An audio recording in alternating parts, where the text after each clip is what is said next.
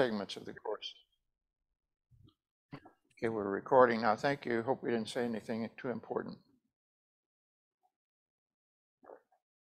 So I will make comments again on my understanding of the content of this sutra and various things that Elliston Roshi may have said, and maybe some asides and sort of incidental things. But so I'm improvising this. I'm not working from notes. I've been chanting this sutra now since the 1960s. And the version you have on the table in front of you, the blue version, and those online, I'm not sure that you were able to access this, but it was sent to you. I hope you were able to see this document. And two-sided. So this was the original, my first exposure to the sutra at the Chicago Temple. And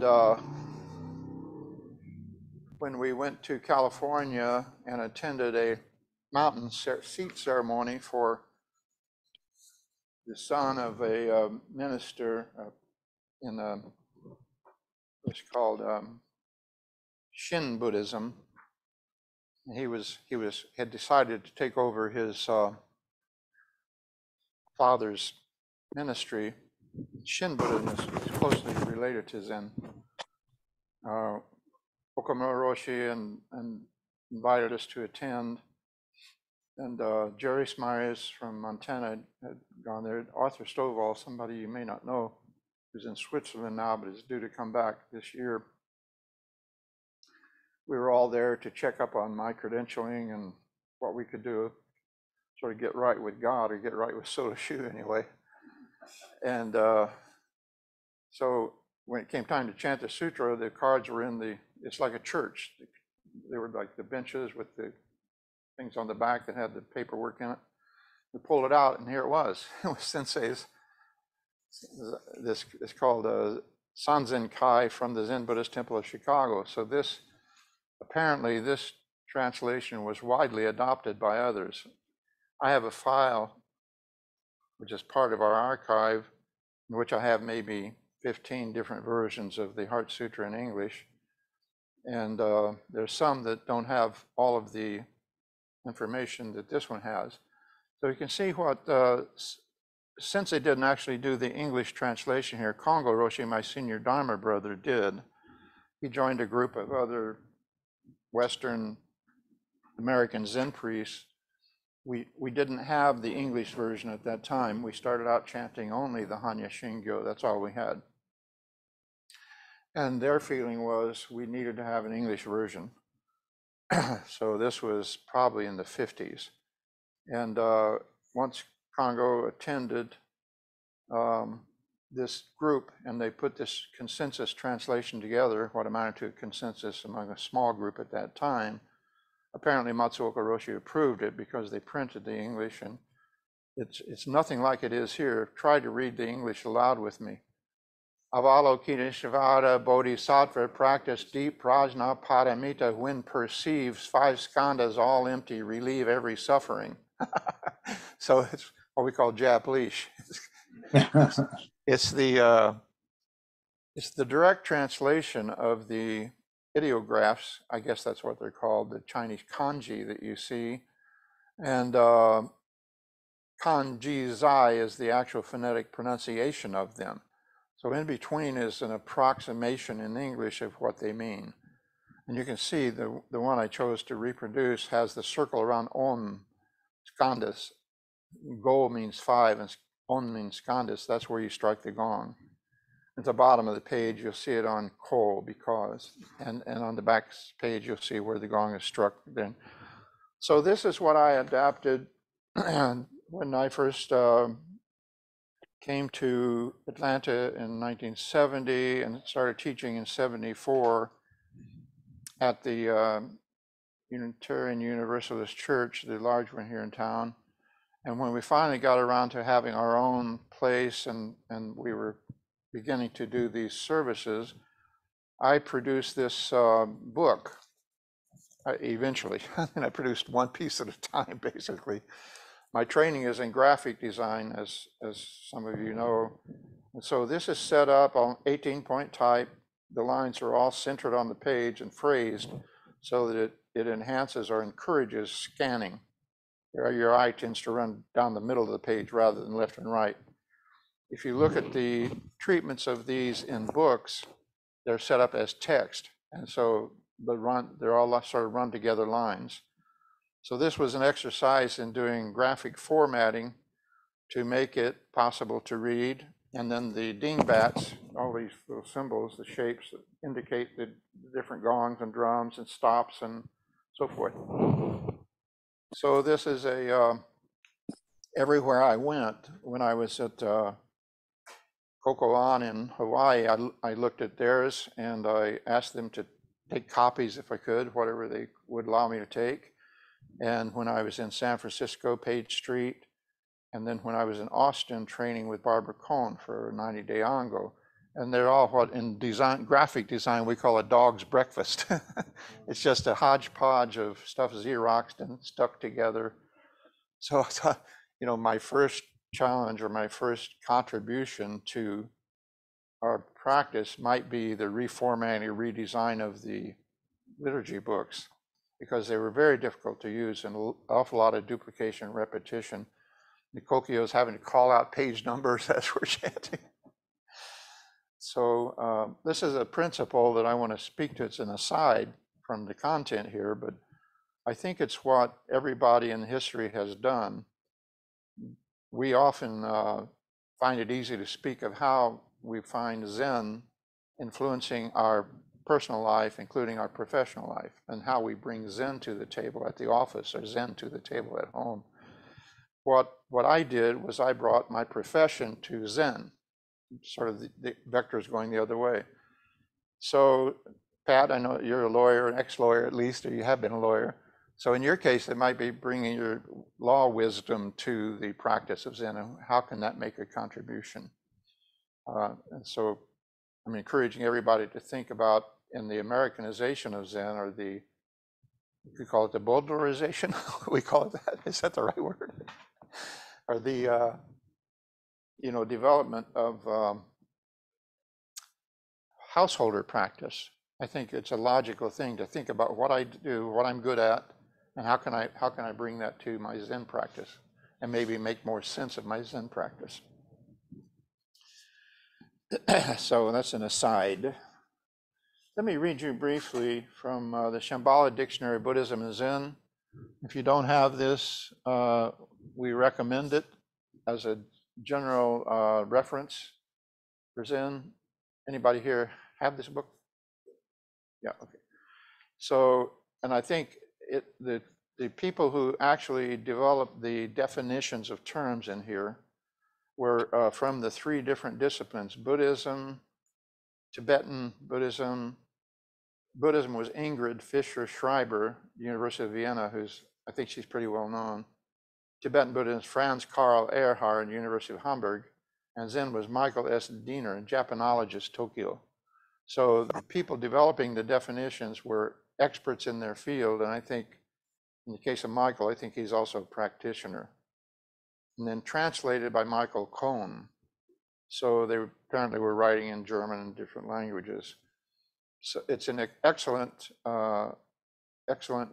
reference, and it's probably the most authoritative. You'll often find definitions of terms in many, many books published on Zen, and that's also great. But this one, they have a special thing they do here where within the definition of the word, they will have in parentheses an arrow, and then they'll have another word. And so if they say something about this word, they have an arrow pointing to another word. That means go look at that word too. And so what you can end up doing is following, what do we call it now online when we follow links? It's kind of like linkages between all of these words. And so you can get a much well-rounded definition of a word. So I thought it would be interesting to see what they say about the Heart Sutra. If you're wanting to look up precepts, anything like that, this is an interesting text to look at for that reason. So it's brief. Here's what they say about the Heart Sutra. Sanskrit, Mahaprajna Paramita Hridaya Sutra. Japanese, Makahanyaharamita Shingyo. And roughly, quote, heart piece of the Prajna Paramita Sutra, an arrow to that saying, go look at the Prajna Paramita Sutra. Shortest of the 40 sutras that constitute the Prajna Paramita Sutra, which is the big basket. It is one of the most important sutras of Mahayana Buddhism, and particularly in China and Japan, it is recited by monks and nuns of almost all schools. The sutra is especially emphasized in Zen since it formulates in a particularly clear and concise way the teaching of an arrow to shunyata, emptiness, the immediate experience of which is sought by Zen practitioners. So there you got a goal. You're seeking the immediate experience of emptiness. Good luck with that. The pith sentence, P-I-T-H, I don't have a lisp. The pith sentence of the Heart Sutra is, quote, form is no other than emptiness. Emptiness is no other than form, an affirmation that is frequently referred to in Zen. So in my musical setting of the Heart Sutra, which Jeremy Wilms is doing an arrangement for now, very talented musician, which we will be able to sing over the holidays or whenever we want. I chose to say form is innately emptiness. Emptiness is innately form, because we have this word innately in English that means you can't separate them from the beginning. It's not that something is equal to or no other than. No other than is probably similar enough to innately. So that starts to move into the interpretation of the meaning. And I think I want to read you one more short text, which is the Hanya Haramitsu. Like us to shut up at this point. Yes, make notes. You can only shut up if you've already been talking. So I'm the only one who can shut up.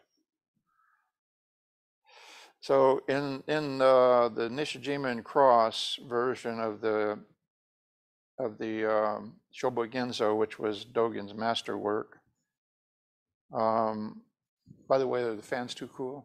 We can turn the fans off. We don't really need them. Yeah, please. So Ishiryo will do it. We can beat up on Ishiryo, make him do everything. The Bendowa was the first fascicle that Dogen wanted to include in his masterwork. And the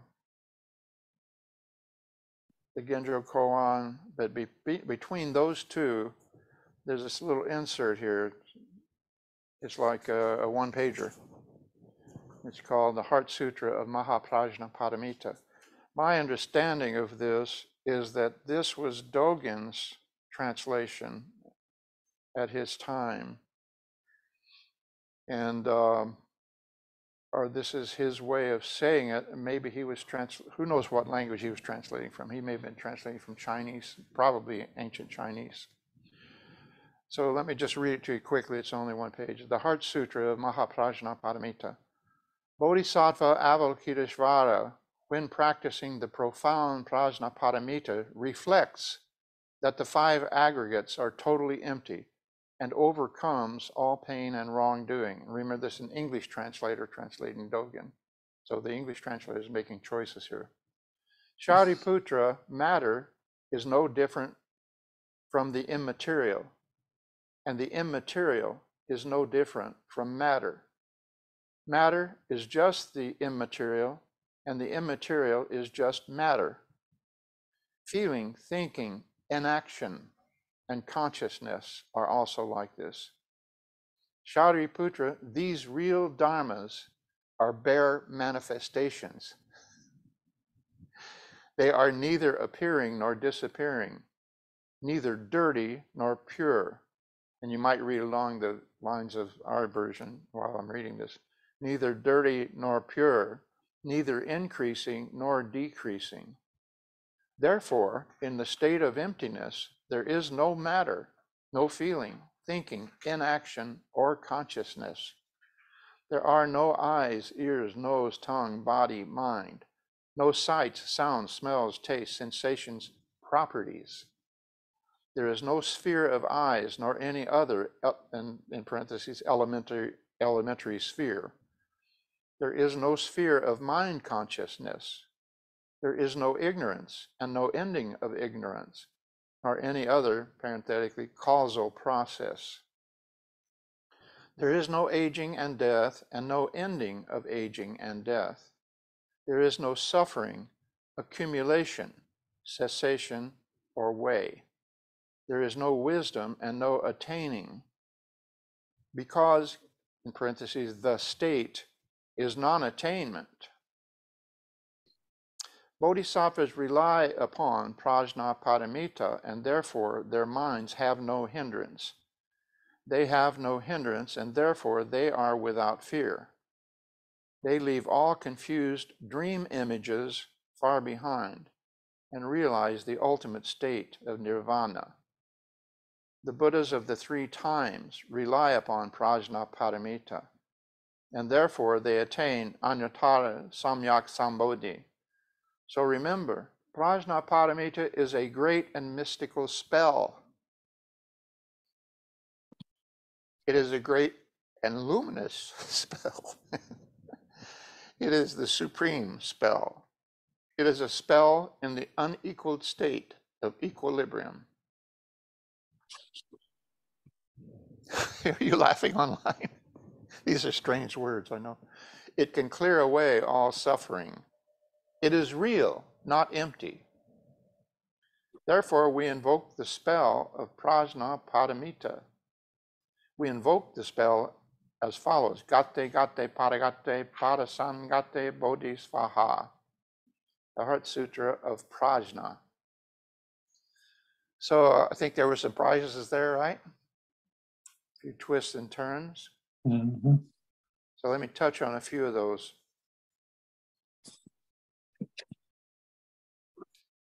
When it says that, and it's always puzzled me how this thing begins. I'm sure you can look it up, Google it, and some scholar will explain it. But remember, this is Shakyamuni speaking to Shariputra.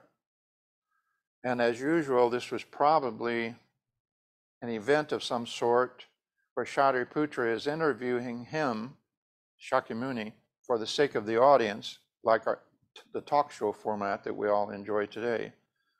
And all of them are like that. You have Subhuti, or you have Ananda. Buddha's beating up on Ananda most of the time, but usually the disciple is interviewing Shakyamuni for the sake of the audience, and many times is a very senior person who already understands what he's asking about, but he is asking for the sake of everyone else in the audience. So it's like the Stephen Colbert is interviewing the guest.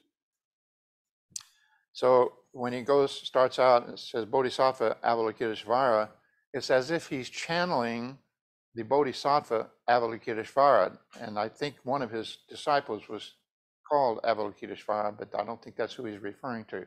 I think he's referring to the cosmic Bodhisattva of compassion, Avalokiteshvara, Kuan Yin in China, Kannon or Kanzeon in Japan.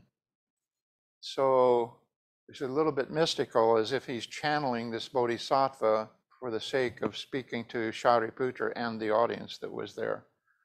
He is describing what happened when Avalokiteshvara woke up to the suffering of the world through hearing the sounds of suffering, as it's often phrased. Kannon, Kanzeon, maybe Kuan Yin means something like the all-seeing, all-hearing one, the one who hears the sounds of suffering of the world. And if you look at the Kanzeon statues we have, there are many, many arms holding all these implements that look like weapons. And there are many, many eyes and ears, and there's an extra head with more eyes and ears. So it represents this sort of all-seeing, all-hearing one, as if you hear, comprehend, hear, feel, see the suffering of the world, and you bring all the tools to help. So we call upon the Bodhisattva of compassion in the, what is the one we chant? It's the Dahi Shindarani. And when we have a memorial, we call forth the Bodhisattvas to take care of the deceased ones and so forth. So it's a little bit of a religious idea, I guess. The Bodhisattvas are like demigods, maybe you might think of them. But I don't think we want to get too confused about this, because in Zen, you are the Bodhisattva. So the Bodhisattva you're calling forth to help here is in a sense who you are, what you are, and what everybody else is. We have a lot of negative bodhisattvas in our life, teaching us the Dharma in ways we don't appreciate. It's still the Dharma. So he says, he uses the word, the translator again, when practicing the profound prajnaparamita.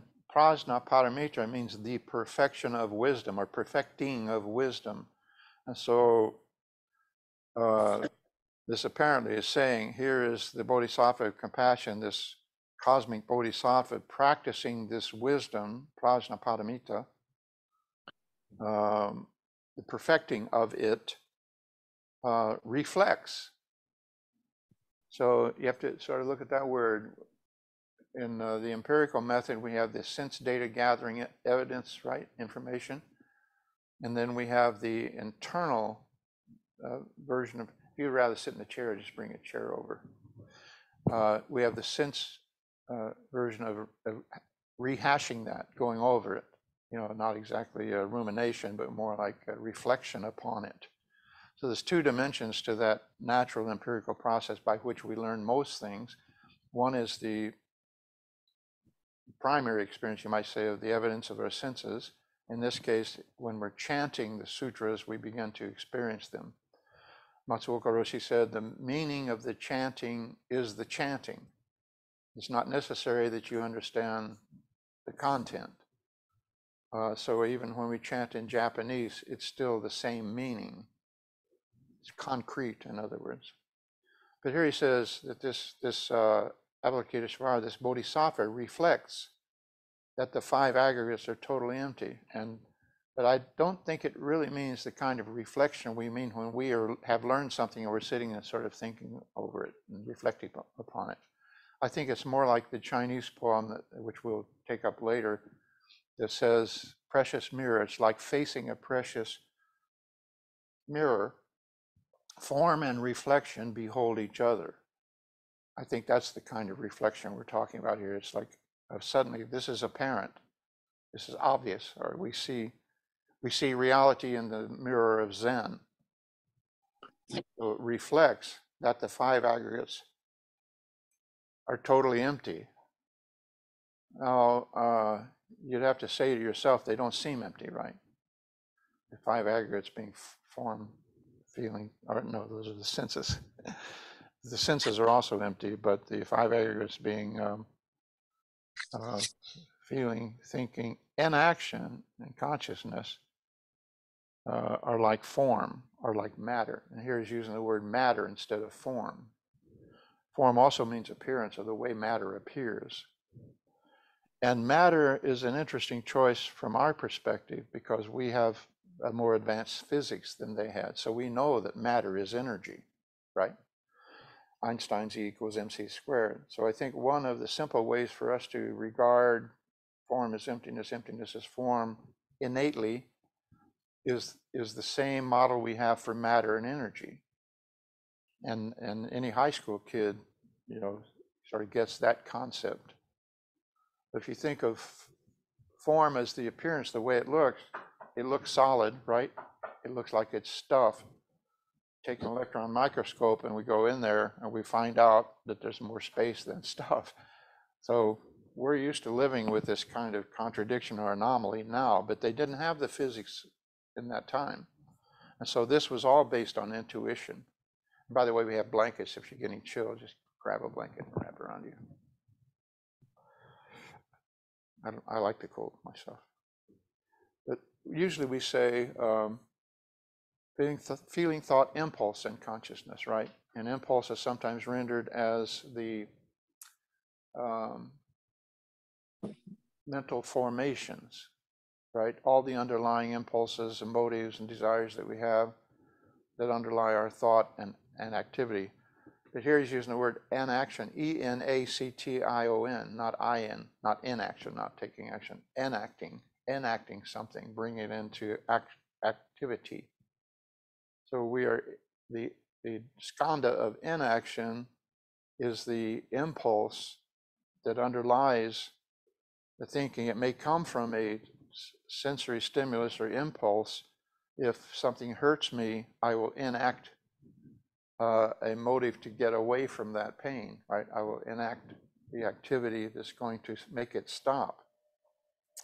So inaction I like. It's a very active way of thinking of mental formations, not as fixed, but as a dynamic of activity that's underlying the outer obvious activity. So it's very much like emptiness underlying form, or the appearance, the motive underlying the appearance. And then he says, Shariputra, these real dharmas, a real dharma goes to a teaching of Sokean, who was an early Rinzai master, came over in the 30s like Matsuoka. A little earlier, came over in the late 1800s with Soyen Shaku, who gave the first presentation of Buddhism at a World Convocation of Religions here. I think it was in Chicago, I can't remember for sure. And he's Rinzai. And he either asked Sokean to stay behind, or he came back, and he ended up founding the New York, what is now called the New York, or was called the New York Zen Institute. In our non-lending library, we have a copy of the Kachion, which were all of his columns that were published in the New York newspapers at that time. Very, very worth reading. But he was trying to explain what is meant by a real dharma. And he said the dog, the chicken, and the person, he said the man, which was the custom in those days, all see the fire hydrant, but only the man, only the person sees the red. So where is the red? And then he went on to explain that the fire hydrant is what we call a real but existent dharma. Dharma has the meaning of being or object or thing. The smallest particle, an electron or an atom or a nucleus, is a dharma being. So is a human being. So is this podium or lectern. It occupies a dharma location in space-time that nothing else occupies. So that's the meaning of being. It's something tangible. So the fire hydrant, if you kick it with your toe, you'll hurt your toe. It's a real and existent dharma being. But he explained that the red is a real but non-existent dharma being. So if I say red, you know what I mean, right? If we're talking on the phone, I say I've got a red book here, you can kind of picture it, and you know what it looks like. But we don't claim that any two human beings see the same red. So it's an agreement, it's an approximation, right? So it isn't exactly real in the sense that the fire hydrant is real. And again, with the science of our times, we know the fire hydrant isn't real. Again, put the electron microscope on it and you find out it falls apart, right? It becomes into its constituent parts, the molecules and atoms and so forth. So he's saying here, this is a very interesting expression, I think. Shariputra, these real dharmas, and he's talking about matters, the immaterial, feeling, thinking, inaction, and consciousness. These real dharmas, your 5 skandhas that make up the sentient being are real. They are real dharmas. There is a real, and the senses are real as far as they go. So he says, these real dharmas are bare manifestations. We have to parse that to say, what does it mean by bare? What does it mean by manifestations? And I think what bare means is they are not illusory. They are, we sometimes speak of bare awareness. Bare awareness is what we come to in our Zen practice, where we're no longer confused. We're sitting in Zazen. While we're sitting there, our monkey mind is feeding us all of this stuff about interpreting. I'm sitting on a wooden chair, and this wood is, southern or western something or other. It could be pine, it could be whatever in this fabric. And so we have all of these categories and definitions of everything, the multiplicity of the labeling and so forth. But when it becomes bare awareness, all that falls away. And it's just simple bare awareness. And it still retains what you would call subject object. It is being aware of being in the environment. So there's still duality in it, but all of the significance, meaning, implications of all of the multiplicity of it has all fallen away. And it's a simple, single-pointed kind of bare awareness of simple consciousness. So here I think when he's talking about the skandhas, that's what he means. They are bare manifestations. They're manifestations of reality, but they're bare in the sense that they don't have any meaning beyond what they are. And if we can interpret them all we want, it's not going to get us anywhere. They are neither appearing nor disappearing. So this gets into kind of origin of things and time. Nothing is appearing or disappearing. Things may seem to appear and disappear to us, right? And when people die, pets die, and the leaves turn red and fall off the trees, they disappear, right? But in the sense of any absolute appearing and disappearing is not true. They are part of a process that is manifesting something which is continuous and over time. So I'm worried about you guys being chill. Are you chill? Okay. Maybe I'm chilly. So they're neither dirty nor pure. What does the original say that we use? They're neither defiled nor pure. Now, so defiled is used to mean not reducible to common understanding. So dirty is kind of a narrower choice.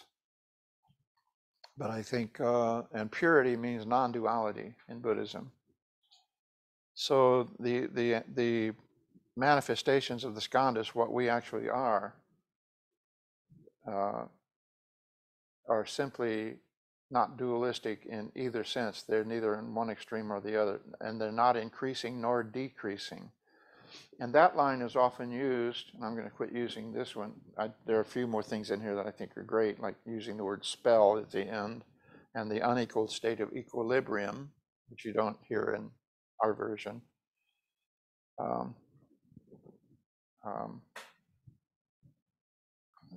Let's see. In the state of emptiness, and neither dirty nor pure, increasing nor decreasing. Increasing and decreasing are often, and we use that in this one, in our version, is often used to say, to point out that our practice does not increase our merit. And we also cannot decrease our ignorance. So our practice is not a matter of reducing our ignorance until there's no ignorance left and then we're enlightened. Ignorance is part of enlightenment. And in fact, we become enlightened to the fact that we are ignorant. That's the first level, you could say. Dogen says this very well when he says, talks about going forth to the myriad things being delusion, and having that the myriad things come forth, experience themselves, is awakening or enlightenment. Then he says, those who have great realization of delusion are Buddhas. So part of what our realization is in Zen is of the fact of delusion. That is the delusional quality, and I don't mean delusion in a psychiatric sense, but the quality of delusion that is inherent in our senses, in our interpretation of our experience. So I think that's what that means. That's more along the lines of that. Not increasing nor decreasing. So we don't expect anything from our practice except to return to our original nature and, in a sense, divest ourselves of all the accretions and all the confusion. So nothing really changes. There's no increasing nor decreasing except our awareness. The only thing that does change is our waking. So that's why it's called waking up. We wake up to this reality. It's already real. The other interesting thing about that to me is that's a physical principle, that it's a finite universe. You cannot add to it. You cannot take away from it. And then when he says there is no matter, no feeling in the sense that we think they exist, doesn't deny that there is matter. It's just when you, and again, intuition, they didn't have the science. When you examine what we call matter, you find it's this ever-changing thing. It's impermanent. In the sphere of eyes and so forth, people say, well, of course I have eyes. Of course I smell the dhatus, or the spheres of the senses. They're real, but they're not real. They're real in the sense that they are there functioning, and but they're not independently real. They're part of a complicated system. You don't have eyeballs floating in space operating on their own. And the other part of that doctrine of emptiness is that they are impermanent, ever-changing, and so forth. So I know I'm rambling, but I hope this is making sense. Now, ask yourself, when deeply practicing paramita, clearly saw that all five aggregates are empty and thus relieved all suffering. How does it relieve all suffering that all the aggregates are empty?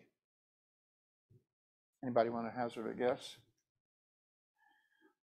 The realization, and this is not just a conceptual thought, the realization, seeing through, so to speak, seeing in the general sense, not the visual sense, seeing through the apparent tangible nature of the senses, seeing through to their emptiness in the same sense as we're talking about the impermanence of other things. It's not the thing itself that causes suffering, it's your perception of it. So if your aggregates are empty, then you realize that when you add on to the things. Mm-hmm. And perception is one of the 12 stages in the 12-fold chain, and it's usually, I think, subsumed under sensation, but as an aggregate. So when you say perception, I think we have to be a little careful in that perception is kind of like a refinement of sensation. If you touch something, it takes a moment to register that you touched. I had an experience like this when we were doing a retreat here. I get up in the morning at 4:30 and I'm getting a glass of water out of our water container in the hall. And the lights are off, so I don't want the water to run over. And I stick my finger in the cup. So as the water is filling up, I can feel it. So as soon as it touches, I flip off the spigot.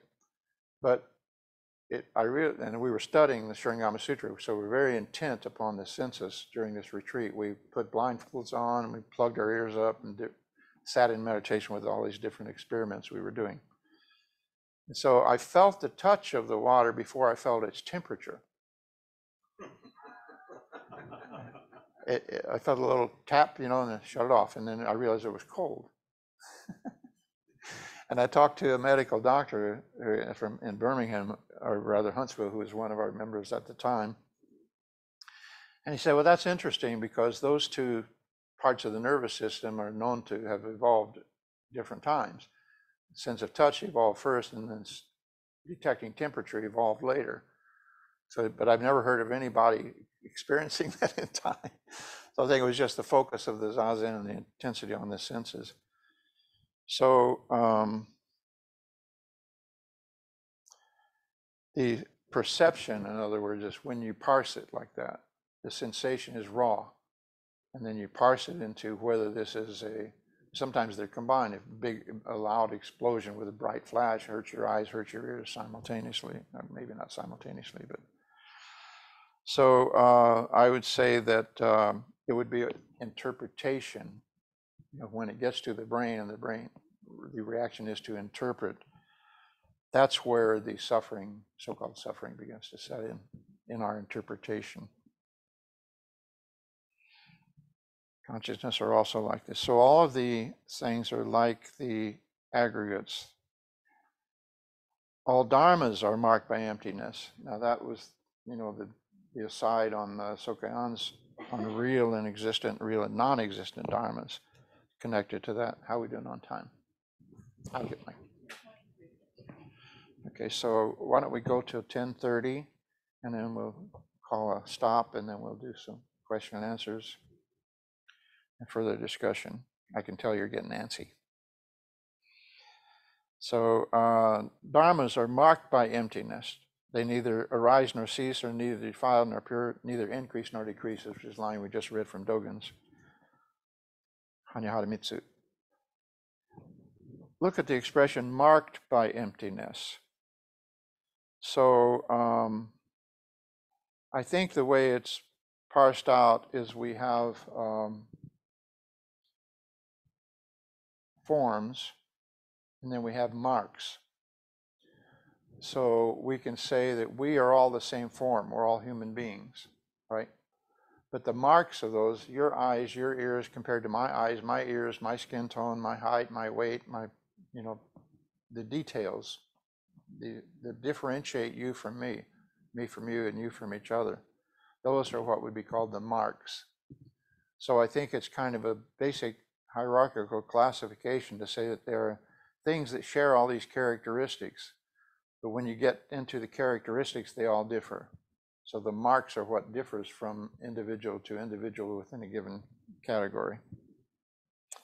So this is saying, however, that all dharmas, all beings, everything, and we here dharmas could also include teachings. Dharma as teaching are marked by emptiness, but I think it's more of a physical principle than a conceptual one.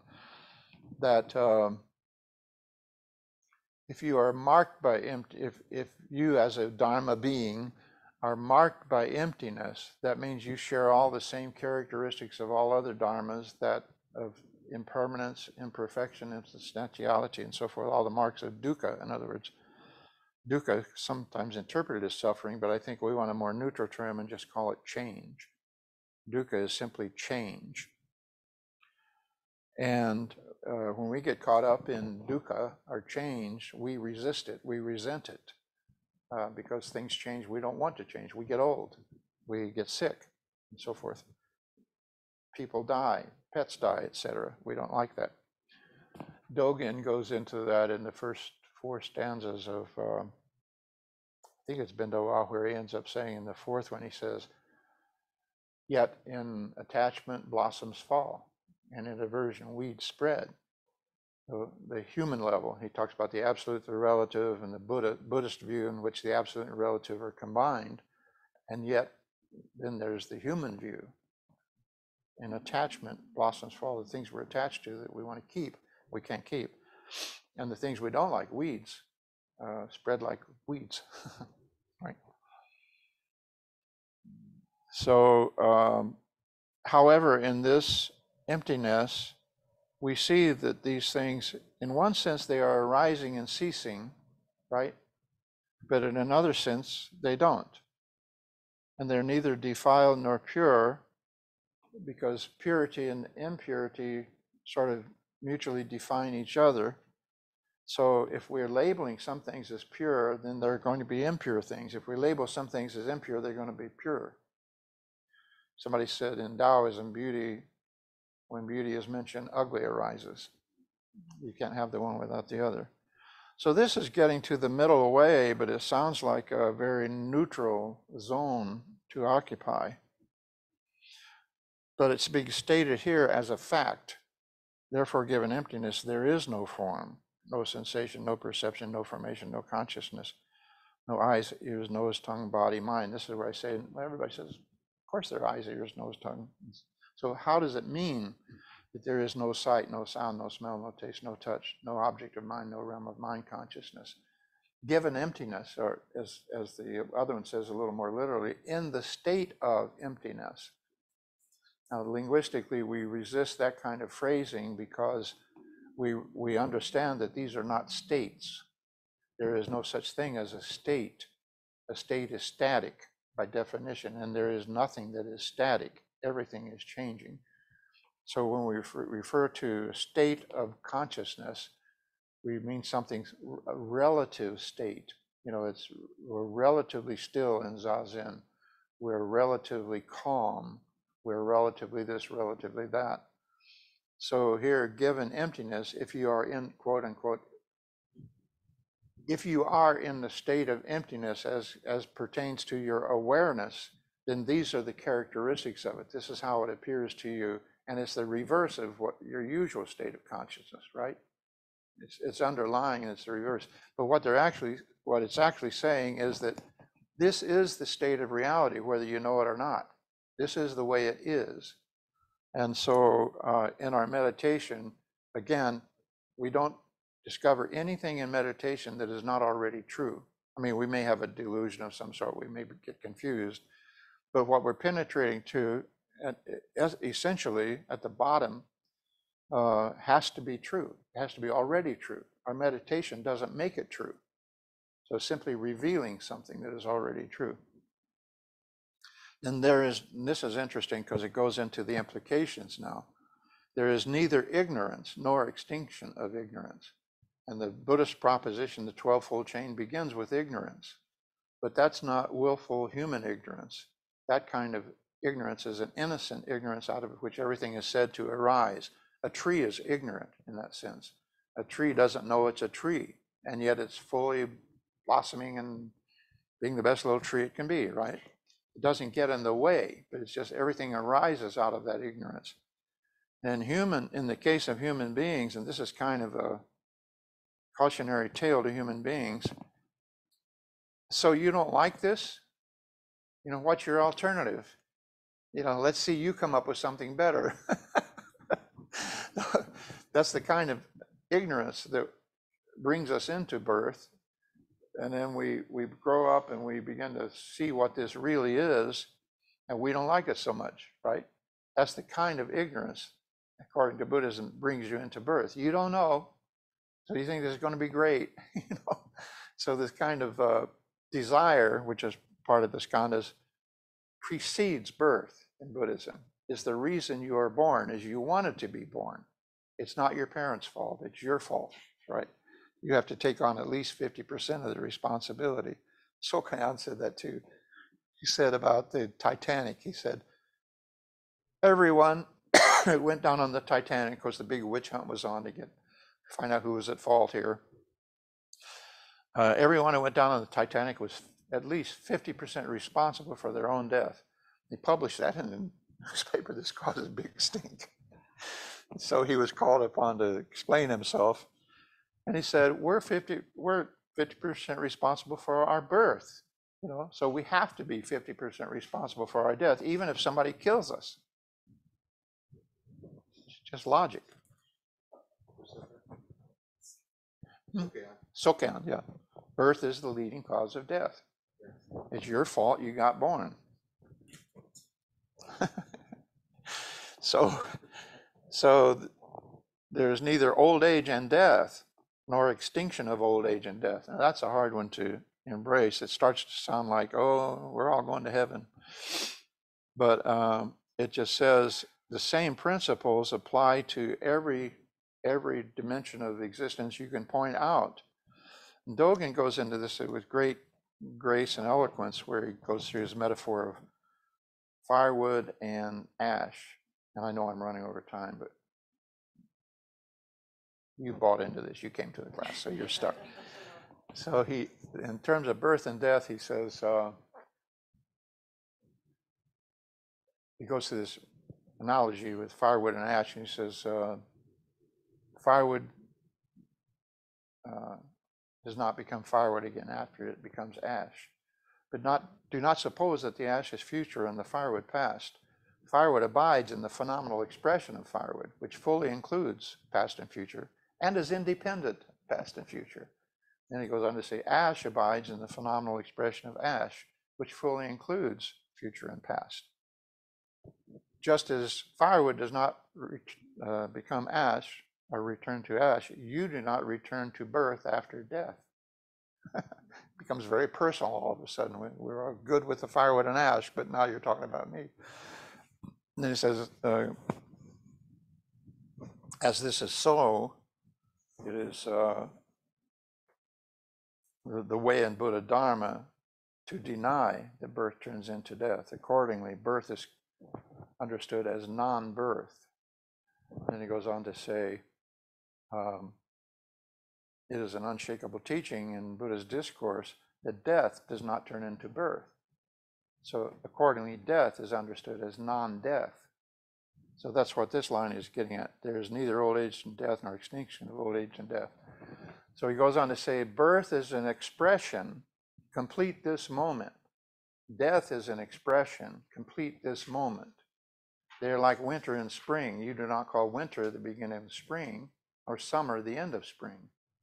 So I think what he's getting at, if you visualize a timeline, which we in the West we typically do is left to right, right? There's a point in life, remember he's comparing birth and death as an expression, complete this moment. Expression of what, you would have to ask, right? So one answer would be it's an expression of life. Birth is an expression of life. And most people celebrate birth and they say, yeah, that's true. But if you say death is an expression of life, people would have a hard time with that. But Dogen is not comparing death to life. He's comparing death to birth and birth to death. And they're both manifestations or expressions of life. So they're like inflection points in a continuum called life. And similarly, the individual, the wave, as compared to the ocean, we are inflection points in the species or in the broader stream of life that come and go like waves on the ocean. So we're inflection points in the life of that is existence. So I think neither old age and death or extinction of old age and death, both things can be true at the same time. There is the individual death that we all experience and embrace in Zen, but in the larger sense, there is no death because the life continues. And even all the physical components of our body are simply recycled back into existence. So it's like the universe is the biggest remix in history. It is, in fact, it is history, right? It's just all remixing everything. And it's out of our control. We didn't create this.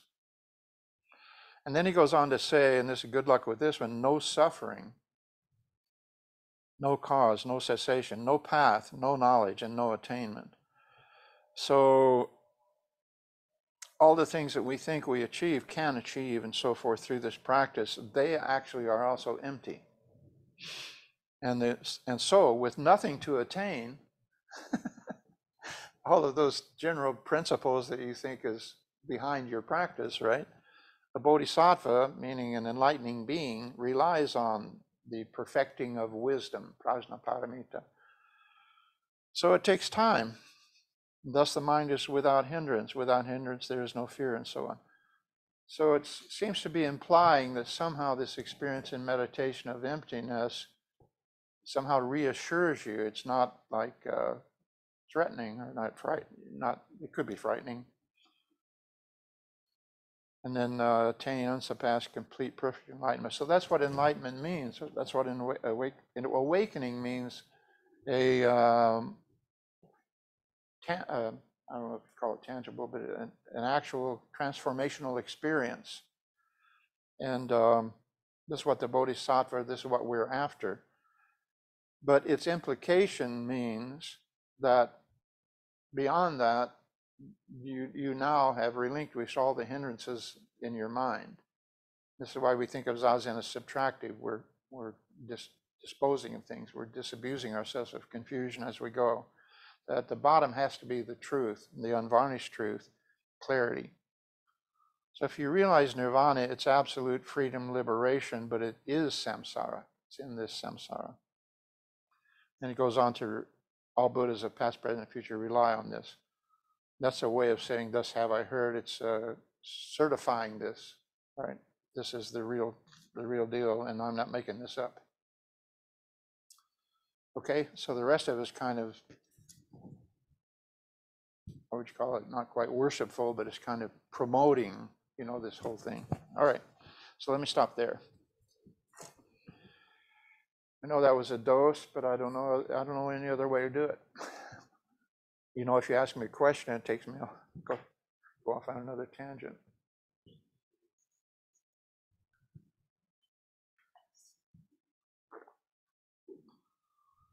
So I'm going to ask Ishiro to act as first questioner. He's here training as a disciple. Yeah, I try to hold back because that's what I would do anyway. This is marvelous. This is absolutely marvelous. Hang on a second. And I think, yes, I'm. Hang on. Kyoji. After they ask the question, just repeat the question. Repeat the question. Okay. You repeat it because you have the microphone. This is showing low battery. Okay. Yeah, but it's doing fine. I'm just saying that. This is doing fine. I'll just shut this off. That's what is doing fine. It's important to use that. All I'm saying is, someone you're asking a question, repeat their question. There's nothing I can do about it. Like you said, you're going to have to. Should we try the blue one, maybe? Low nor The high. blue one's still charging. Like that. The sound is good right now. Okay, good. Yeah. Okay, make your question short, and I'll make my answer short. I'm running out of battery. Oh, all kinds of. And I don't just mean this.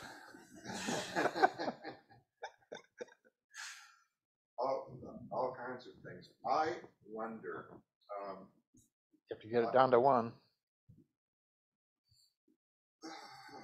Looking at everything that I had here, innately was the first one that I reacted to. That form is innately empty, and emptiness is innately form. Innately, I believe Nate is birth. So they're born together. They're born together, and implying that they come from someplace. So I'm not sure that I would use innately. I might just say. Well, you don't have to. I do. And my observation on the string of consciousness, ignorance, old age, and death is the Four Noble Truths are being disposed of.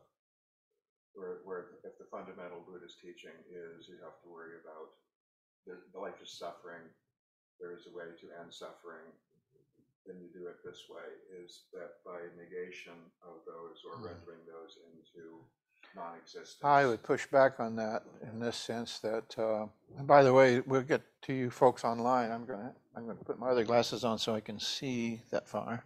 I can kind of see you. Keiko, welcome, and David. And we have Zenki and we have Gerald. So we will be getting to you in just a minute. After this one, we'll bounce back and forth each time, okay? The Four Noble Truths, the first one is often interpreted as life is suffering. And that's a very human, even possibly Western interpretation of that teaching. My understanding of that the First Noble Truth is more like what I said. It's everything shares this property, all Dharma beings, and the galaxies colliding is what we call dukkha. It's a universal principle. It's not personal. We get caught up in it, so we take it personally. But it is. I would rephrase the First Noble Truth to say, there is no existence that is not of the nature of change. There is no existence possible without change, and this is the Nagarjuna interpretation, as I understand it, that you, if there is a self or a soul, it would have to absurdly replicate itself endlessly for no purpose, or it would be incapable of change, so it could not be born. So change is built in other words. Change is another, I think it's probably the neutral scientific definition of dukkha. Everything we hear is change. Everything we see is change. Everything we feel is change. If it didn't change, we couldn't feel it, see it, or hear it, smell it, or taste it. So what we are witnessing with our senses, we are seeing change, we're hearing change, we hear the sound of change, we see the image of change, we see, and the after image is an example of that, for instance. We feel change, our body is changed, everything is changing. That's the only reason it registers. If anything stayed the same, it would be imperceptible. It would be, you could not register it. And so this principle, I think the first principle of Buddha's Four Noble Truths is, if you're imagining, hoping for an existence without change, you have to give up on that. There's not going to be any heaven where there's no change, so forth. And Christian interpretation is often very clear. Remember the lagoon, or that movie where they were, all the guys, they were going to go to heaven and live forever. We won't get old, we won't get sick, we won't die. Well, that, according to Buddhism, is absolutely impossible. Then there is, in that case, there is no existence in that, if that is a realm. There is no existence. So it's like a physical principle. Then the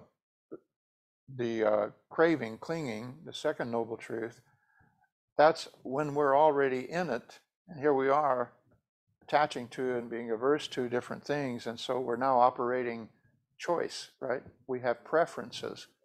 And that's where we start translating simple change into what we call suffering.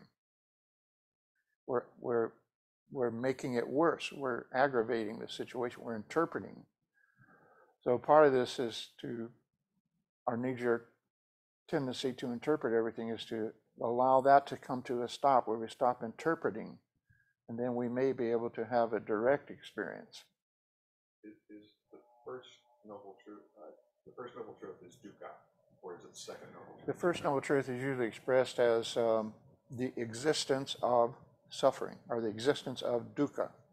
That is the first. Yeah, and so if you change that to change, Yes. and just say the existence of change, there's no conflict. You say, well, of course, But what is the implication then is that you are impermanent. Everything is impermanent. And yet in another way, it's not. So both things are true at the same time. We like to think that consciousness continues. We like to think that our consciousness continues after death, in some way. Okay, online, anyone? I sufficiently confused that issue. Let's shift to something else. Let's see, I got David, Gerald, Zinke, Robert, Goji, Keiko, anybody? I see Zinke's hand. Speak out loudly. Hey, everybody. Thank you. Can you hear me? Yes. Great. Welcome. Thank you. I was just kind of what the line that sort of jumped out at me was, far beyond all inverted views, one realizes nirvana. Would you say that all inverted views were really thoughts? Thoughts? Are they the inverted views? Are you saying thought? Yeah, thoughts. Well, it depends on what you mean by thought. We have verbal thought, we have conceptual thought. In music we have thought that is sound, and it depends on what you mean. But I mean, the thoughts of the mind, the thoughts, that are I would say interpretations. I'd say interpretations. Yeah. Okay. And the original English we chanted in Chicago said topsy-turvy views, which I really liked. And there's a study done. There's some evidence that when you're an infant in the crib, that is down and this is up. So you are literally upside down. And you learn to turn that over as you individuate and grow and get out of the curve, and you have to walk in gravity. And a guy did some experiments with that. I can't remember his name offhand, but I quote him in the original Frontier. He had some lenses made that turned everything upside down, spectacles, and he would wear those. And after a week, everything would, or in some time, everything would right itself with the spectacles on. And when he took them off, everything was upside down. So apparently there's a literal corollary to this idea that we literally have a topsy-turvy view of the world. But yeah, it means a broader thing than that. It means all of our perceptions, all of our interpretations, and so forth are like that. And Dogen gets into that in Jiju Zanmai, where he says, those is sort of effusive description of the sky, whole sky turning to enlightenment and so forth. And then he says, wait a minute, and he doesn't say that, but he said, all of this, however, does not appear within perception because it is unconstructedness in stillness. It is immediate realization. If practice and realization were two things, as the ordinary person thinks, each could be recognized separately. But what can be met with recognition is not realization itself, because realization is not reached by a deluded mind. And so he's saying it does not appear within perception, and by implication, anything that appears within perception is a kind of delusion. So whatever this is, whatever this bare awareness is that we wake up to, or this direct reality, it is not in the realm of perception. And the way I think about it is it sort of comes from under or from behind, so it changes your perception itself. It's not something you perceive, but the quality or nature of your perception and awareness is what changes. If that makes sense. He says a lot of things about that. It's very difficult to point at that. He says the boundary of realization is not distinct, for the realization itself comes forth with the mastery of Buddha Dharma. And then that throws us into another tizzy as to what that means. I think it has a brilliant statement, beautiful thing. He says, although actualized immediately, or he says, do not think, suppose that what you realize becomes your knowledge, or that you're subject to your consciousness. He says, although actualized immediately, the inconceivable may not be apparent. It's one of the greatest understatements of all time. The inconceivable may not be apparent. And then he says it is beyond, your perception, is beyond. So whatever this is, it doesn't fit those other categories, but it changes everything. It doesn't change anything because that's already the way it is. But for you, everything changes. Thank you. Maybe, well. And the descriptions are like that. There's not a lot of descriptive writing in the literature. There may be now, but Hakuin, I think, was one of the few who had any real descriptive writing. Probably spoiler alert kind of thing. They don't want to lead you by the nose. And the Sharingama Sutra is pretty descriptive. But I think what they're trying to point to is something that literally evades description. But once you know for sure. Because I know what you mean, kind of thing. Okay, let's switch back to the room. Are you freezing to death? No. Okay, good. I waver from hot and cold. Yeah. Oh. So. Sorry to hear that. It's just how it is. I think a lot of people, including me, struggle with the word emptiness because it sounds negative and nihilistic. This word immaterial was offered up, but I wonder what you think about the word boundless. Boundless. Well, when you think of what a boundary is, actually at the end of the Shinjiming, he says, no boundaries are seen. You know, definitions have vanished and no boundaries are seen. So too with being and non-being. So there's no boundary between being and non-being, which kind of sounds like a religious idea of eternal life or something. But I don't think we want to overlay these things with those kind of interpretations. So yeah, boundless.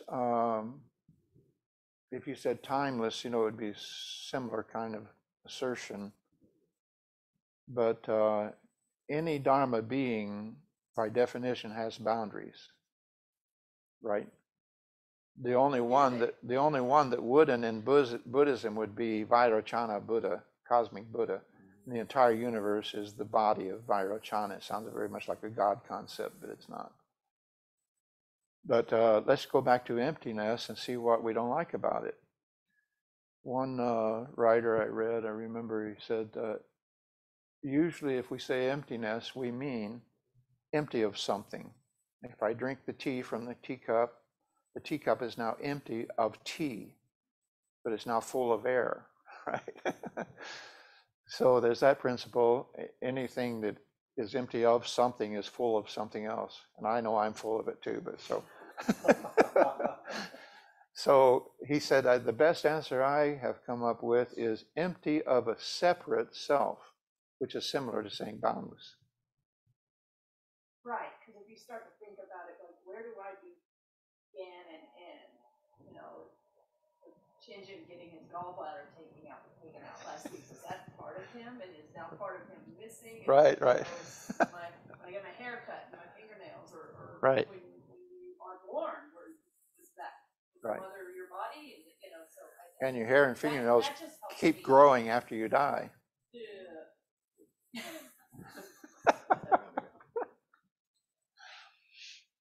We're just along for the ride, really. Boundless just is helpful. Yeah. Dharma teachings are boundless. I vow to master them all. Okay, back to the screen. We got Gerald, David, Gerald. Okay, go, Gerald.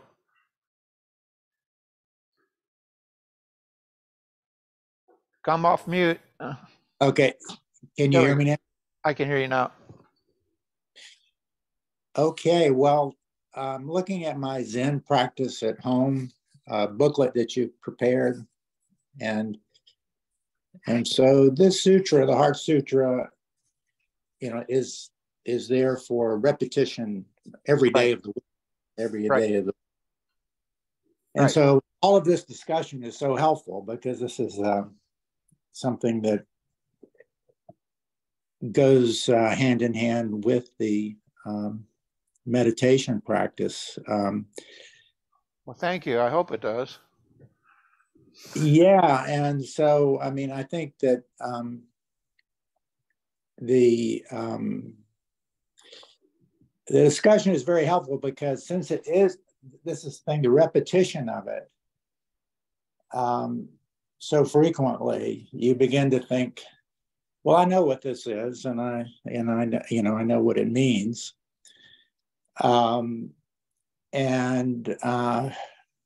But anyway, this discussion today shows me how multifaceted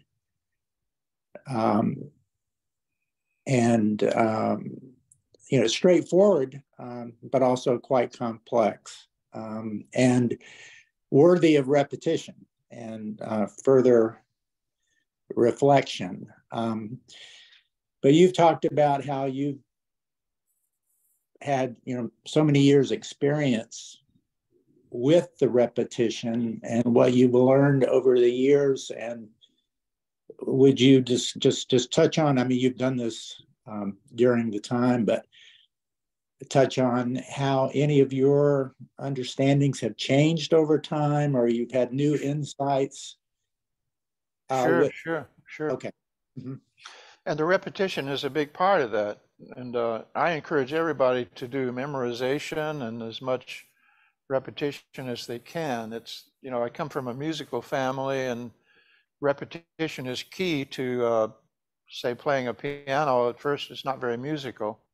And it's with repetition that it finally reaches a turning point where it becomes musical, truly musical. Dance and everything else is like that. And what you do at work is like that. You know, and driving a car is repetition until it becomes second nature and so forth. The repetition is a very powerful kind of principle, but it's absolutely impossible to ever repeat anything. So both things are true in Zen. It looks like we're doing the same meditation every time, and it looks like everybody's doing the same meditation. Nobody's doing the same thing, and anytime we sit in Zazen, it's never the same. So the principle of sameness and difference comes into play, which is one of the sutras we will be studying. Well, it's Shastra, it's a commentary. It's the harmony of sameness and difference. Sandokai, we'll get into that one later. But yeah, over the years, and by the way, it's not been an absolute repetition. I had a lot of students who were upset with me because I kept changing the sutra in their opinion. And what we were doing was trying, when the Soto Shu, when the sort of, you know, Matsuoka Roshi was the only game in town when I started practicing with him in the 60s. And now you can't throw a stone without hitting a Zen teacher somewhere. So you have all these lineages, and they have all their own favorite version of the, as I was saying, Kokoan and San Francisco and so forth, their own favorite version of the English version of the Heart Sutra that their teacher gave them, and so they're precious about it. Soto Shu and the broader network has been trying to get everybody to conform to consensus translations and give up on the idea, well, my translation is better. Well, yes, of course it is, but, you know, when somebody shows up and they're going to chant the Heart, join you and chant the Heart Sutra, and they've got to read it, and they've got to learn a whole new one, can we move in the direction of at least having some of this, you know, conform to each other, where we all do it pretty much the same way, for those reasons, for community reasons. And this gets to be a real problem when you see, I've seen Okamura Roshi on stage at that ceremony of the climbing the mountain ceremony, where he's up there trying to get everybody coordinated from Sojiji and Eiheijis to do something the same way, you know. Even Sojiji and Eiheiji, when they get together, they don't do things the same way. It's like a principle of evolution, our experts on evolution. You know, they've been separated long enough that they move off in their own direction. And their beaks are all different now. So it's a middle way. We have to find a balance. But the repetition, when you get enough repetition, it does start becoming second nature. And when you memorize enough of these, as I have, you start hearing the connections between them. And so memorization and repetition are a different way of learning. It's the oral tradition. As all this stuff started out, it wasn't written down. You had to go where the monks and nuns were chanting in order to even hear it. And you had to join them in order to learn it. You didn't have a reference book. Nothing was written down. Nothing was printed, for sure. So we're coming out of an oral tradition, and now, you know, people resist learning that way because they know they can always just go back and read it, you know, and I don't want to bother with that. But what do you find when you repeat and repeat and repeat, and it starts to sink in? It doesn't sink in the same way that you read it. It's like reading a good book a second time. You see all this new stuff in the book that you didn't catch the first time through. Or like Mad Magazine, if you had to go through Mad Magazine several times to get all the little silly stuff going on. So it's kind of like that. Every once in a while, you just have, you know, I chant these things when I'm driving on the expressway or sitting in traffic. And every once in a while, you're just gobsmacked by something that you've been chanting for years and you never really heard it. So it's a different way of learning. Thank you. I encourage everybody to do that. In order to memorize something and chant it together, unfortunately, we all have to use the same version. I can't be chanting one version and you're chanting another. Although I suppose you could chant Japanese over English and vice versa. David, let me switch back to the room, give another chance here. We've got Pat and, what's your name again? Benjamin, see if they have anything to say. He never says anything. But he can read Chinese. So, ooh, Could I ask No. Benjamin to do something? Pat. Could you talk about the last stanza, the gate, gate, or gate? Yeah, the, what do they call that? There's a name for that. It's called a mantra, sometimes dharani. Dharani has the meaning of a vessel that can transport you. So the dharanis, in this, you call it mantra also in this case, they typically don't translate those into English, although we chant gone, gone to the other shore, attain the other shore, and so forth. And there's a side point on that. Again, I'm discursive in the way my mind works, you know that. But Congo Roshi, when he helped translate the blue version you're seeing into a coherent English version, he added something to the end. It was very interesting.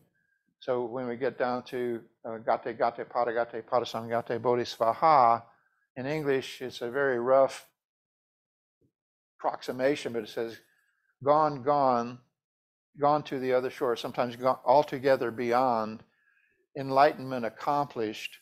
But the way they the phrasing they used, and Congo was a musician, so he had a musical ear. And they said, gone, gone to the other shore, attain the other shore, to beyond the other shore. And Congo added, having never left, which I thought was brilliant. So it's probably in one of the translations or interpretations, the idea that you're already on the other shore, right? And Dogen said, actually, the other shore comes to us. We don't go to it. So this samsara becomes nirvana. So the gate, gate, pada, gate, padasam, gate, bodhisvaha is kind of like a declaration, you know, of having accomplished enlightenment. And that saying those words, the sounds themselves are supposed to have the power to help transport you to that. Yeah, yeah, yeah, yeah. I do gate, gate, pada gate, padasam gate, bodhisvaha, gate, gate, pada gate, padasam gate, bodhisvaha, gate, gate, bodhisvaha. That's going home, saying the same thing. See, you asked for it, you got it. Okay, David. Now that we've embarrassed ourselves. Well, great minds think alike, because that's exactly what I was going to ask you about, was the end of the Yeah, it's not translated again because gate or gate. And when I first started with Gitsu Roger, if we had that version, it said gone, gone to the other shore, having never left. Right. That's what I was going to ask you about, and you just answered. That was Congo's contribution, which I thought was brilliant. And the only place I've come across it was with Dogen, where he said, actually, the other shore comes to us. But it's a fundamental. Like an epiphany? Say it again? Would you call that like an epiphany? I think you could call it that. Yeah, I think so. I think it's a matter of semantics. Mm-hmm. And would you show me your book again that you started with? The book that's got all the terms in it? Well, it's not a book, it's just a card. And this was sent by email, so you should have been on the list. And no, the book. I've got that. Oh, the Shambhala. You're in a lot of trouble. Not that one, the other book. That's it. No, I'm not going to show it to you. Well, the name of it. Okay. The Shambhala Dictionary of Buddhism and Zen. Yeah, it's been out for quite a while. It's really good. Okay. I can use that. Thank you. Yeah. Thank you for your teaching. Yeah, there's another one. Shirio says it has Hinduism included, so you probably don't need that one. Okay, somebody else here. Benjamin. I do not have a question for you this time. I'm still digesting. Beginning of wisdom. Okay, online we have Keiko left and Gyoji. Let's give a round of applause for Gyoji. He made everything work today. He got all the, just in time too. We were having trouble with the connectivity, the Wi-Fi.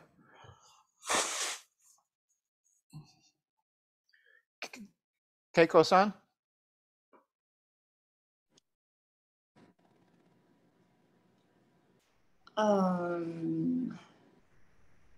Going back to the line mentioning fear. So the mind is without hindrance. Without hindrance, there is no fear. Right. Coming to this time of the things we hear going around us, the changes, is there something you can comment on applying this line to changes? You can kind of see that the media is exaggerating changes of fear. Sure, and you bring up an excellent point because, again, just like the science, they also did not have this overwhelming tsunami of information coming at you from all sides, like with the media. Not, you know, and it started with radio, television, and now it's everywhere, ubiquitous information coming in at us from all over the world. So it's like, it's as if the internet has provided the bodhisattva of compassion. We have eyes all over the world now seeing everything, and we're flooded with it. And so we can't not see the suffering of the world. And it seems to make it our time special, that it's different, and so this doesn't apply. You could go so far as to say, well, this is 2,500 years old. How can it have any relevance anymore? You know, and that's ignoring a lot of things about the fact that human evolution does not keep up with cultural evolution. The four fundamental teachings are still apply, the Four Noble Truths. Those conditions are the same. The cultural evolution has exceeded this, and I often think of Shakyamuni, if he were to time travel, you know, into the present, he wouldn't be surprised by Putin or Trump. You know, he wouldn't be surprised. He would be aghast at the scale of things, but it wouldn't surprise him. It's the same. It's in that sense. So I think what we want to pay attention to here is the fear. Look at the line that precedes it. With nothing to attain, a bodhisattva relies on this perfection of wisdom, and the perfection of wisdom is not this sutra. The bodhisattva is not relying on this teaching. He's relying on the actual perfection of wisdom in his or her, he or she, in his or her experience in life. The perfection of wisdom, in other words, can happen. We can't force it. We can't make it happen. We don't know what it means necessarily. But that's what we rely on. And if we do, the mind becomes, at least, is not immediately, but is without hindrance. There is no obstacle in your mind. Most of the real obstacle, I mean, if I hit my head on that post, that's a real obstacle, or the fire hydrant, you know, if I kick it with my toe. But the obstacles that we imagine are much worse, and we just conjure up all of this.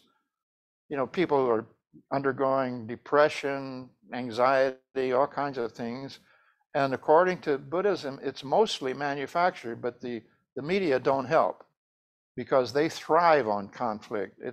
They make their money based on, you know, conflict, and they gin up conflict where there isn't any. If they report on a politician, it's always this politician is fighting with this politician.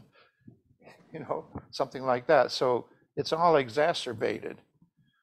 And but if you rely on the development of wisdom, the perfecting, we don't use the word perfection, at least I don't, because it implies again a state that you have achieved, where really what this is pointing at is a process. Dukkha is pointing at a process. So it's a process of perfecting wisdom by embracing these teachings more and more and giving up your own opinions. So if you can, those hindrances or opinions will eventually fall away, and you will potentially have a direct experience of the reality that you are in. And the media are real, and the things happening around the world are real, but you also have an immediate reality where you can take action and do something. So I think it helps with all of that craziness that we're subjected to. And because you divest yourselves of your own opinions and your own ignorance by this method of process and this method, you can eventually get to the point where you don't have any fear anymore, because you realize it has always been thus. This is the way it always was, and even before you were born. And so, how does it? The only thing we have to fear is other human beings, basically, because they're acting in ignorance or out of ignorance, and they may kill you. And what we've done to the planet may kill all of us, and that's the result of human ignorance. But this whole teaching goes to the proposition that if everybody has this kind of realization, then that ignorance has been mitigated. And even a guy like Putin might wake up and stop doing the crazy shit he's excuse my language, that he's doing. This is not a crusade, but my opinion is that Zen and Buddhism, or its effect on the human being, the revolution starts at home, ground up, ripple effect. It's probably our only chance for world peace.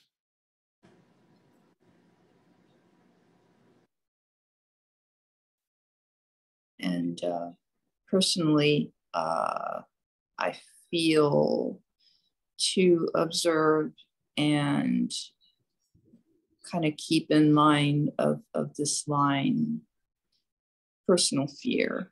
And it does take a lot of courage. Yeah, there's an old saying in Zen you've probably heard, keep your doubt at a keen edge. So doubt and fear would be equivalent. Well, just as courage is not the absence of fear, but the ability to act with a high threshold of fear, act in the presence of fear, and do what has to be done in spite of danger to yourself and so forth. Faith is like that. Doubt is the emotional content of faith. The more doubt you feel, the more faith you're exercising. And so Buddhism teaches us, or Zen in particular, that it's a good thing to have a lot of doubt. It's a good thing to have fear. There are grounds for your fears. They're not paranoid. But the true threat to you, again, as I said, birth is the leading cause of death. The true threat to you and everybody else came with your birth, part of the territory. Now, the absolute threat, but all of this circumstantial threat from other ignorant human beings, yeah, that's something we should do something about, and we have to have courage in facing it, because it's their ignorance that is propelling them. That's the very problem that Buddha pointed out, is the fundamental problem is this idea of self. And it's an idea. Is that everyone online? Except for Gyoji. Gyoji, can you come off mute? Do you have anything to say? We really appreciate your making this all work from a technical perspective. Oh, you're welcome. With the concept of emptiness, I heard a teaching where the king asked the teacher what was emptiness. And he said, the teacher says, take the wagon. He asked him, is the wheel the wagon? And he said, no. It's the axle of the wagon. He said, no. And so he went down the whole list. And so nothing that he named or no part of it could be the wagon. And so Right. basically, the teacher says, the reason that he said the wagon is empty because the wagon doesn't exist. The Right. wagon itself doesn't contain its own nature. Right. And so in the same way, we're the same. There's also, you have the concept of non-permanence, so that's my understanding of it, that basically we have all these mental constructs of things, but it comes from the concept or the teaching of dependent arising, that everything there is based upon dependencies. And so nothing has an intrinsic nature, so therefore everything is empty. Is that your own understanding? Or I think so too. And Buddha had the use similar to the wagon, the chariot, and they had chariots in those days. And he pointed out that the skandhas, these 5 things that make up, skandha means heap or pile or aggregate. It's a bunch of stuff. When you say form is a bunch of stuff, it's not one thing, but it's sort of all connected. And then feeling, thought, impulse, consciousness, those are all like 5 separable kind of piles within the constitution of a sentient being. So this is an early model, you might say, of consciousness or biology. Early model of what we constitutes a human being. Kind of like a jellyfish. It's all these things coming together that seem to be one thing, but they're not. So he said, when you take and this was his discussion of the Atman or the soul, where he preached anatta or anatman, no such thing, no self, no soul. And he said, if you take the chariot apart and you lay the parts all out on the ground there, where's the chariot? I said, the chariot exists only in the assembly, and they have to be assembled properly, and it has to be pulled by horses, or it's not going to go. It doesn't function as a chariot. The whole meaning of reality in Buddhism is a functional definition of reality. You can have a statue made of resin these days that looks exactly like a human being. I mean, you have to get right up close to it and see that it's not alive, but it doesn't function as a human being. It's just a statue. So that's a very similar concept. I'm glad you brought that up. Yeah, and I think it also goes very good with, the 3 natures, the imaginary nature of things. Things aren't really what we believe there to be. Right. It's because of the mental constructs that we have to create. But emptiness doesn't mean nothingness, right? I mean, we still can ride in the chariot or the wagon. Right. So. Yeah, we're a real chariot. We're functioning. Right. And the old line is, the wooden man starts to sing, the stone woman gets up dancing. This is another way of pointing at this coming to life. That is this perfection, you could say, perfecting of wisdom. Everything comes to life. Thank you for the teaching, Sensei. May you be well, Gyojin. Thank you so much. We couldn't have done this without you. Well, you're very welcome. So let's, any other comment or question? Let's just close with we will do an ancillary chant, the Dharma closing verse. It's the 4 vows. We do them 3 times. Okay?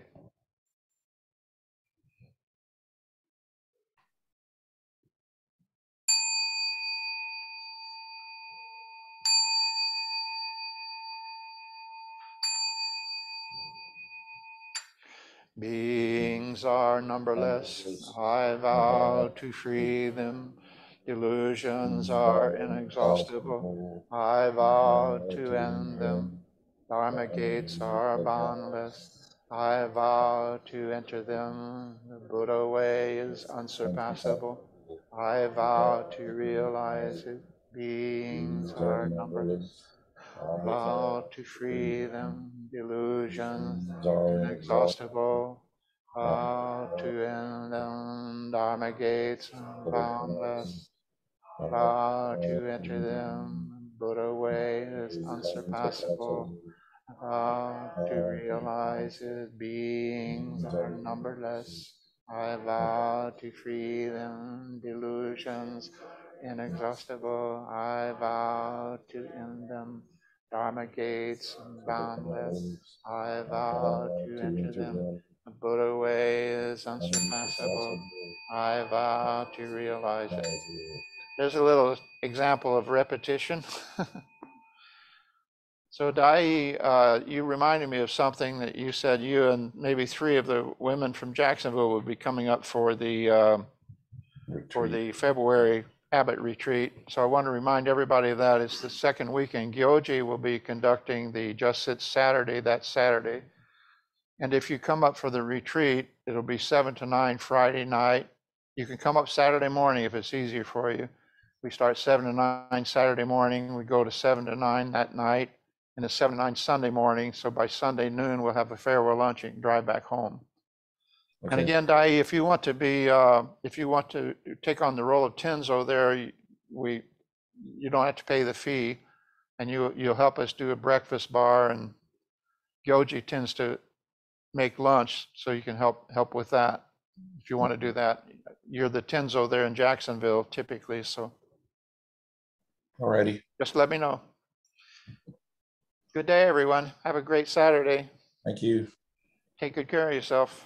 Thank you so much. May you be well. Okay, those of us who are here, does everybody want to go to lunch? We thought we'd go to